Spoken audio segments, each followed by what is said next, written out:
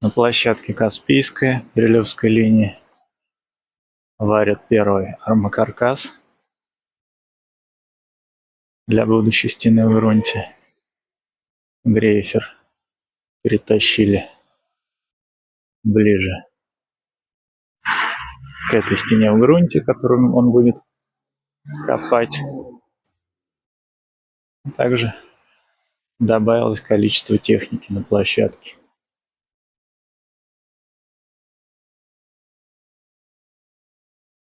Здесь обшивают здание. Видимо, без строительных бригад не стали его сносить полностью. Перед ним лежат еще несколько секций бентонитового узла.